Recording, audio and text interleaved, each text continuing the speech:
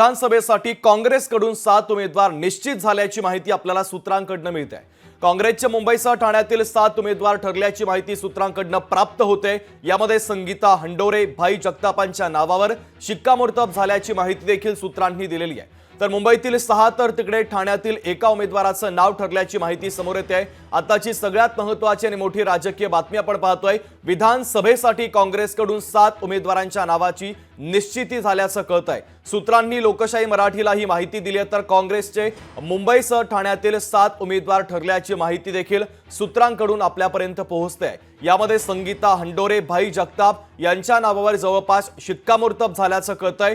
तर मुंबईतील 6 तर ठाण्यातील एका उमेदवाराचं नाव असल्याची माहिती समोर आलेली आहे।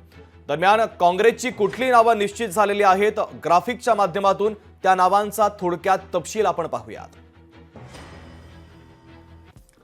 कुर्लामधून संगीता हंडोरे, वांद्रे पूर्व विधानसभा मतदारसंघातून भाई जगताप, धारावीमधून संदेश कोंडविलकर, चांदिवली मतदारसंघातून नसीम खान, भिवंडी पश्चिम मधून दयानंद चोरगे, मुंबादेवी विधानसभा मतदारसंघातून अमीन पटेल। तर काँग्रेसचे 7 उमेदवार ठरल्याची माहिती आपल्याला सूत्रांकडून प्राप्त झालेली आहे। आताची सगळ्यात महत्त्वाची आणि मोठी राजकीय बातमी आपण पाहतोय। सर्वच पक्षांच्या वतीने आता विधानसभेच्या निवडणुकीची मोर्चे बांधणी सुरू करण्यात आलेली आहे। जागांची चाचपणी देखील केली जाते। त्यामध्ये आता काँग्रेसच्या गोटामध्ये हालचालींना कमालीचा वेग आल्याचं दिसतंय।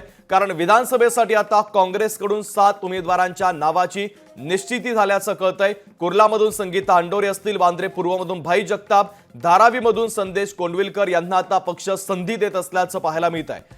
तर भाई जगताप आणि संगीता हंडोरे यांच्या नावावर आता जवळपास शिक्कामोर्तब झाल्याचं कळतंय। तर मुंबईतील 6 तर तिकडे ठाण्यातील एका उमेदवाराचं नाव देखील ठरल्याची माहिती आपल्यापर्यंत पोहोचते आहे।